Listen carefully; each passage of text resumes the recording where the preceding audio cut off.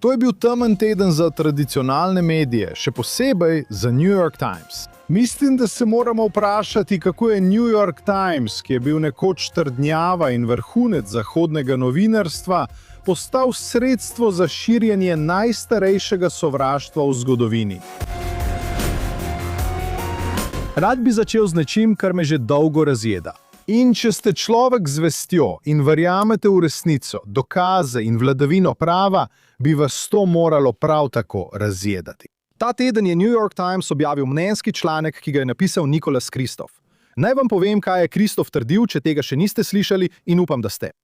Trdil je, da so izraelski vojaki izvajajo sistematična posilstva, v režim posilstev nad palestinskimi zaporniki. Trdil je, da so pse urili za spolne napade na pridržane osebe. Zdaj, čeprav smo to morda že slišali, želim, da za trenutek razmislimo o tem. Ker je to obtožba, ki je tako grozljiva in tako skrajna. Da bi vsak resen urednik, vsak resen novinar, vsak resen človek resnično pomislil in si zastavil eno vprašanje, preden bi pritisnil na gumb za objavo. Kje so dokazi? Zdaj želim biti popolnoma jasen že od samega začetka.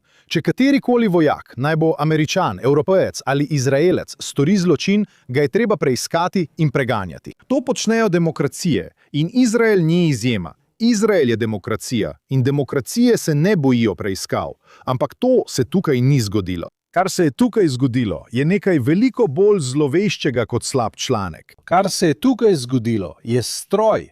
Stroj, ki je zasnovan tako, da pobira najskrajnejše in najbolj unetljive obtožbe proti judovski državi.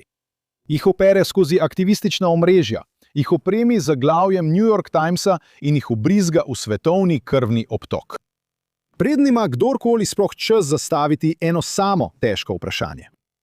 In kar želim, da naredimo, je, da to mašinerijo razstavimo kos za kosom.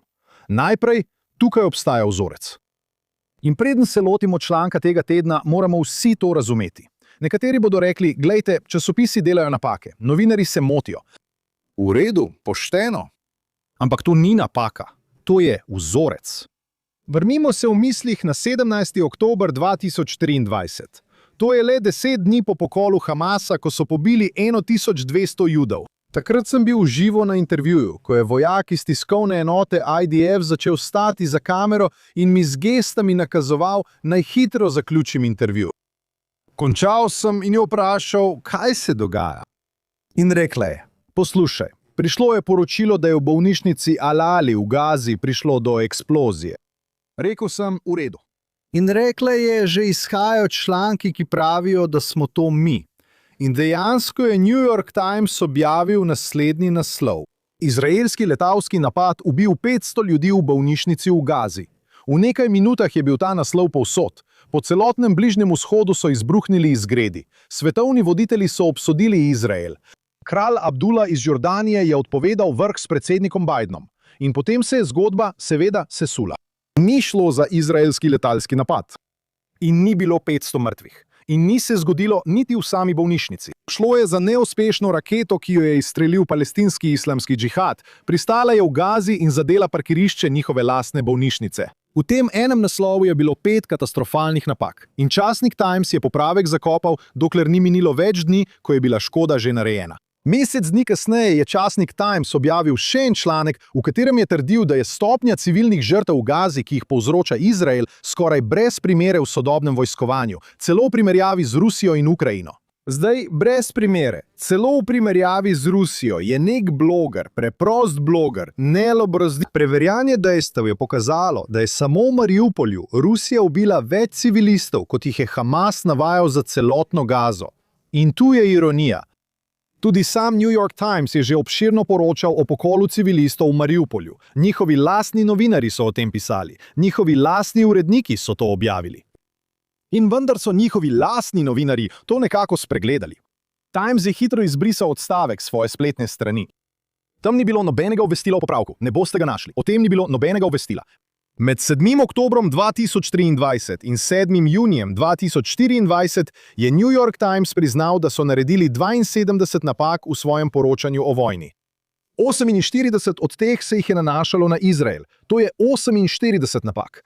Zdaj pa v nekem trenutku razumni ljudje nehajo spraševati, ali so to poštene napake in začnejo spraševati, ali ima sama institucija težavo z narativo, strukturno pristranskost, vnaprej določene zaključke, ki jih noben dokaz ne bo omajal. In to nas pripelje nazaj k temu bolečemu tednu za medije. Zdaj pa se pogovorimo o tem, kako je Kristof dejansko zgradil svoj argument, kajti tukaj se zavesa dvigne. Veriga virov poteka prek aktivističnih nevladnih organizacij, anonimnih pričevanj, ideoloških posrednikov in ekosistemov za zagovorništvo proti Izraelu, vključno z odpadniškimi Izraelci, ki so se obrnili proti svoji državi. To je temelj poročanja. To je tisto, kar je New York Times ocenil kot dovolj, da obtoži Izrael izvajanja sistematičnega programa posilstev. In da ne bi mislili, da je to naključje. Kristofov članek je izšel en dan pred tem, ko naj bi bila objavljena in izdana velika študija o sistematičnih posilstvih, ki so jih doživeli izraelski moški in ženske. To se je zares zgodilo 7. oktobra in v naslednjih dneh. Nekdo je to predvidel in rekel, moramo ukrepati vnaprej. Tu moramo nevtralizirati. Moramo objaviti nekaj, kar bo prevesilo tehtnico. In tako so uporabili vse, kar so imeli na voljo, in so izpostavili novinarja, ki je prejel Pulitzerjevo nagrado, ki je imel vire, ki niso ravno zanesljivi, in so ga postavili v ospredje. Ena od glavnih organizacij, ki stoji za obtožbami proti Izraelu, je nekaj, kar se imenuje Euromed. To je Evropsko-sredozemski monitor človekovih pravic. To zveni zelo nevtralno. Sedež ima v Ženevi. Zveni zelo uradno. Zveni kot resna organizacija. No, poglejmo malo pod površje. Odstranimo plast, da najdemo številke loterije, odstranimo tisto malo kovine s poti. In wow, to je ista organizacija, ki je prej trdila, da Izrael iz palestinskih trupel odvzema organe. Odvzemanje organov. To je bilo že leta 2024. To je srednjeveški jezik krvnih obtožb, preoblečen v dopis na papirju neprofitne organizacije. In vendar so postali eni glavnih ojačevalcev trditev, ki jih zdaj po svetu obravnavajo kot uveljavljeno dejstvo. Potem je tu Šajel ben Efraim. No, to zveni hebrejsko. Verjetno je Izraelec. On pa že mora vedeti, kaj se dogaja, kaj ne? No, svojo doktorsko nalogo je napisal na temo, kako se obrniti stran od sionizma. In bil nekdanji akademik, povezan z UCLA, za katerega vam predlagam, da ga poiščete na Googlu in preverite spolne obtožbe, ki so bile vložene proti njemu, ter ali je bil odpuščen ali pa je prostovoljno zapustil svoj položaj. Ampak to prepuščam vam, da si ogledate njegovo zgodovino. Zbral je obtožbe različnih zagovorniških skupin, med njimi, nič presenetljivo, Euromed in CARE. Trdil je, da je govoril z varnostniki na ameriškem zunanjem ministrstvu. Ne vemo, kdo so ti ljudje. In pripravil je poročilo o dokazih sistematičnega programa zlorab, vključno s psi. To je nato še ukrepila tako imenovana Electric Intifada. Owen Jones je omenil primer iz Pinochetove Čila, kjer naj bi bil pes uporabljen proti zapornikom kot dokaz, da so obtožbe verjetne, da lahko pes posili človeka. Dropsite News je objavil poročila brez neodvisne potrditve. Alija Bunama, soustanovitelj portala Electric Intifada, je to označil za eno najbolj zverinskih grozodejstev, kar jih je kdaj slišal. In na to je New York Times celotnemu ekosistemu dal tisto, kar mu je manjkalo. Institucionalno legitimnost etabliranih medijev. To je stroj. Aktivistične obtožbe, ojačanje strani nevladnih organizacij, stopnjevanje na družbenih omrežjih, vse to se kopiči. In na to elitni časopis potrdi vse skupaj. To ponoviš znova in znova. In ko Times to objavi pod svojim imenom, milijoni ljudi po vsem svetu domnevajo, da mora biti res, ker je to New York Times. Obtožba sama postane zgodba, preverjanje pa postane nekaj, na kar pomislijo šele kasneje. Kaj pa odgovornost? Te nikoli ni. Zdaj pa naj se lotim najbolj grozljive obtožbe. Obtožba je, da so judovski vojaki urili pse, da bi spolno napadali palestinske zapornike. To ni osamljen primer neprimernega vedenja.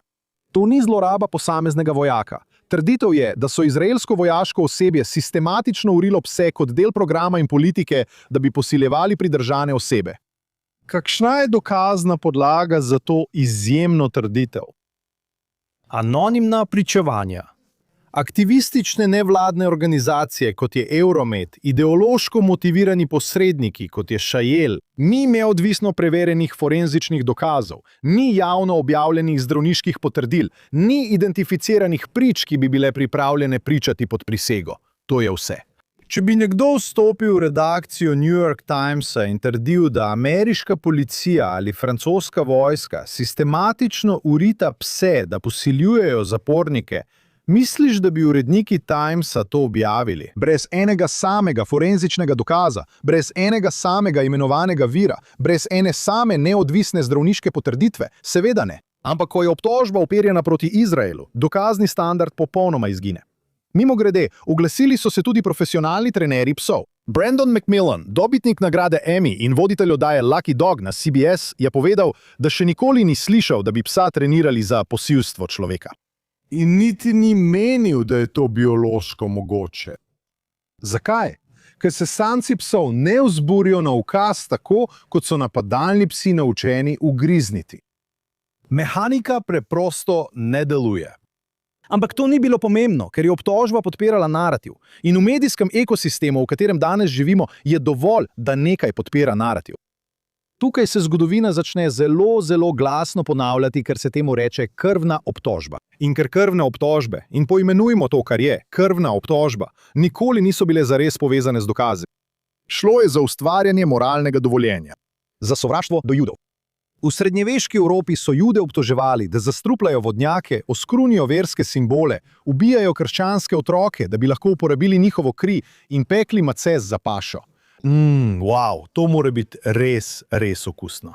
Jezik se skozi stoletja spreminja. Mehanizem krvne obtožbe pa ne. Mehanizem je enak. Izberi najbolj podlo možno obtožbo. Opusti vsakršna dokazna merila in jo razširi prek institucij, ki ji dajo verodostojnost. V Evropi je bila to cerkev. Danes je to New York Times. Zdaj Kristof ni neumen, je pameten moški, je dobitnik Pulitzerjeve nagrade. Razumeli je, da tako hude obtožbe zahtevajo neko obliko izraelske potrditve, ker brez tega članek izgleda točno to, kar je. Aktivistični rekvizit, propagandni pamflet, preoblečen v časopisni papir. Zato se je obrnil na tistega, na katerega se vedno obrnejo. To je Ehud Olmert. Zdaj, Ehud Olmert je bil nekdanji predsednik vlade Izraela. Zdaj, nisem ravno znan kot navdušenec nad Ehudom Olmertom, če ste gledali to oddajo ali moje intervjuje. Ampak to, kar se je tukaj dejansko zgodilo, je pomembno, ker je Kristof citiral Olmerta, ki je rekel, ali verjamem, da se to dogaja? Definitivno. Namig je bil jasen. Nekdanji izraelski premijer potrjuje trditve o sistematičnih posilstvih, spolnem mučenju in uporabi majhnih psičkov kot orodij za spolne napade. Edina stvar je, da je Olmert, kar je zanj precej nenavadno, dejansko javno ugovarjal in pojasnil. Nisem potrdil teh trditev in nimam nobenih informacij, ki bi podpirale te trditve. Olmert je pojasnil, da je govoril na splošno o obtožbah o neprimernem vedenju med vojno in nisem zadovoljen, da to počne. Pravzaprav mislim, da je to patetično, vendar ni potrdil trditev o sistematičnih posilstvih, sistematičnem mučenju in sistematični uporabi psov proti zapornikom. Torej, vsaj po Olmertu je Kristof ustvaril lažen vtis z uporabo izjave, ki je bila vzeta iz konteksta in jo predstavil kot izraelsko potrditev obtožb, ki jih sam vir Olmert pravi, da jih nikoli ni potrdil. To pa ni novinarstvo. To, ljudje, je manipulacija. In New York Times dolguje Ehudu Olmertu in svojim bralcem popoln popravek. Velik del te celotne zgodbe temelji na objektu imenovanem Zdetejman. Torej, razčlenimo Zdetejman in poglejmo, kaj se je tam dejansko zgodilo. Po 7. oktobru se je Izrael nenadoma znašel v situaciji, ko je moral obdelovati ogromno število teroristov Hamasa in domnevnih teroristov, ki so jih zajeli med aktivnimi spopadi. Zdetejman je postal vojno središče za pridržanje in obveščevalno preverjanje. In ja, pojavile so se obtožbe o zlorabah. Ker je Izrael demokracija, je sprožil preiskave. To je tisto, kar počnejo demokracije. Potem pa se je zgodilo nekaj, kar bi moralo skrbeti vsakega poštenega opazovalca. Glavni primer je vključeval 10 rezervistov IDF, ki so jih aretirali potem, ko so se pojavili posnetki, ki naj bi prikazovali zlorabo palestinskega pridržanega. Posnetek je sprožil mednarodni odziv. Videti je bilo obremenjujoče. Vojaki so odpeljali ujetnika zaščiti proti izgredom, stran od kamer. Mimogrede, to je vse, kar je v tem videl. razen da so se skoraj takoj začela pojavljati vprašanja. Pregrada iz ščitov proti izgredom? To je standardni postopek enote FOR 100 med preiskavami in ne zaradi kakršnihkoli zloveščih razlogov. Preiskovanju novinar na Kan Kan 11 v Izraelu je odkril neskladja povezana s časovnimi žigi na posnetkih. Pojavila so se tudi vprašanja glede časovnice samih obtožb. Najpomembneje je, da je splošna pripoved o sistematičnem spolnem mučenju močno presegla obtožbe, ki so bile na koncu dejansko obravnavane na sodišču. Do začetka leta 2025 so poročila kazala, da obtožbe o spolnem napadu, ki so bile osrednji del javne pripovedi, niso bile več niti del obtožnice. Kasnejša poročila so pokazala, da so bile obtožbe v celoti umaknjene. Izraelski generalni pravobranilec, ki je bil vpleten v razkritje posnetkov, je kasneje odstopil in se sooča s preiskavo zaradi namernega razkritja tega gradiva. In izdelavo gradiva z namenom, da bi omilili trditev, da je njen oddelek preveč popustljiv. Tako je medijem posredovala gradivo, ki je bilo izdelano za ta namen. Da bi sprožila kampanjo proti 10 rezervistom, neupravičeno kampanjo, ki bi jo nato lahko podprla in pokazala, da dejansko preganja izraelske vojake zaradi prekrškov, ki jih v resnici nikoli niso storili. To je bila ena največjih obrekovalnih kampanj v zgodovini države Izrael. Ta ženska je nekako pobegnila iz vojaškega pripora in vrgla svoj mobilni telefon v ocean, vendar je bil na koncu odkrit. In tako je bilo tudi s celotno zaroto. Temelj celotne afere z Detaiman je bil zavrnjen na sodišču, kar pomeni, da se je celotna osnova, na kateri je New York Times gradil svojo pripoved o zgodovini sistematičnih izraelskih posilstev, sesula pod drobnogledom. In zdaj vam želim nekaj pokazati, ker je hinavščina tukaj tako očitna, da zahteva, da se o njej govori na glas. Isti teden, ko je New York Times objavil članek Nikolasa Kristofa, v katerem je obtožil Izrael, da vodi režim posilstev, je časopis objavil še en prispevek o Ukrajini. Naslov je bil Prihajajo morilski roboti, Ukrajinec, ki oblikuje prihodnost vojskovanja. Članek je slavil ukrajinski razvoj avtonomnih dronov, sistemov za ciljanje z umetno inteligenco in orožij, ki bi lahko sama odločala o uporabi smrtonosne sile. Prihodnost ubijanja s stroji. In kakšen je ton? Občudovanje. Je inovativno in futuristično. Pravzaprav lahko zdaj ukrajinski idejni vodja, ki stoji za tem, namesto 35.000 Rusov na teden, ubije 50.000 Rusov na teden. Zdaj ni več vprašanje, ali naj stroji ubijajo ali ubijajo prave ljudi. Morate iti več 100 besed globoko v članek. In potem skoraj kot opomba pride nasprotovanje. Nekatere skupine za človekove pravice so imele pomisleke. To je bil skepticizem. Zdaj si predstavljate, da bi New York Times objavil članek o Izraelu v takem tonu. Izrael oblikuje prihodnost vojskovanja, ciljanje z umetno inteligenco, inovacije, nujnost. Si lahko to predstavljate? Ker jaz si ne morem. Ko Ukrajina gradi avtonomne sisteme za ubijanje, je to inovacija. Ko Izrael se bori proti Hamasu po najhujšem pokolu Judov po holokaustu, se jezik nenadoma spremeni v genocid, barbarstvo, sadizem in posilstvo. Ta moralna asimetrija ni naključje. To je izbira. Dosledna uredniška izbira, ki jo znova in znova sprejema najvplivnejši časopis v angleško govorečem svetu. Isti časopis, ki romantizira avtonomne morilske drone v Ukrajini, objavlja srednjeveške obtožbe o tem, da judovski vojaki urijo pse za posilstva zapornikov. In ali ne opazijo protislovja, ker so tako ujeti v svoji prebojanjaški odmevni komori, ali pa jih preprosto ne zanima. Obe možnosti bi vas morali vznemiriti. Zdaj pa želim zaključiti z nečim, kar mi je ta teden dejansko dalo zadovoljstvo. Premijer Benjamin Netanjahu je napovedal, da namerava Izrael tožiti New York Times zaradi tega članka. In želim jasno povedati, prav je tako. To je povsem prava poteza. Leta in leta je New York Times deloval v prepričanju, da lahko v Izraelu natisne praktično karkoli, na podlagi kakršnihkoli virov, ne glede na to, kako vprašljivi so, in da zato ne bo nosil nobenih posledic. Morda objavijo kakšen tih popravek, ki ga nihče ne opazi, ali pa skrit preklic. In potem preidejo na naslednjo obtožbo. Ta doba se mora končati. Morate jih prisiliti, da stopijo pred sodišče. Naj pojasnijo, kakšen dokazni standard so uporabili, preden so Izrael, demokracijo, obtožili, da vodi sistematičen režim posilstev. Naj pod prisego branijo verigo virov. Terjati odgovornost od močnih institucij ni grožnja svobodi govora. To je uresničevanje svobode govora. New York Times ni nad kritiko in Izrael ima vso pravico zahtevati odgovornost. To ni več samo medijski problem. To je kriza legitimnosti. Ko elitne institucije, kot je Times, opustijo dokazne standarde, še posebej, ko so obtožbe uperjene proti Judom in judovski državi, ne škodujejo le novinarstvu. Škodujejo sami strukturi civilne družbe. Dajejo moralno dovoljenje za sovraštvo. Če so se zločini zgodili v Stetejmanu, jih preiščite in kazensko preganjate odgovorne osebe. Izrael ve, kako to storiti. Kazensko preganja ljudi, kadar je to potrebno, in to bi storil znova. Toda takšne obtožbe, ki so tako unetljive, obtožbe, ki odmevajo nekatere najstarejše in najbolj smrtonosne klevete v človeški zgodovini, zahtevajo neizpodbitne dokaze. Ne anonimna pričevanja, ne aktivistične nevladne organizacije, ki govorijo o tem, da Izrael prodaja darovane organe Palestincev, ne verige virov, ki se sesujejo takoj, ko potegneš za eno samo nit. Veste, pravo vprašanje tukaj. V resnici ne gre za Izrael. Vprašanje je, ali so te elitne institucije pripravljene uporabiti enake dokazne standarde za obtožbe proti Judom in Izraelcem, kot bi jih uporabile za obtožbe proti komorkoli drugemu. To ni radikalna zahteva. To je najmanj, kar lahko zahtevamo. In dejstvo, da to sploh moramo ponovno izreči na glas, pove vse, kar morate vedeti o tem, kje smo trenutno.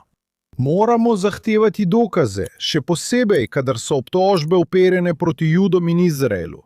To je truist, jaz sem Deron Spilman.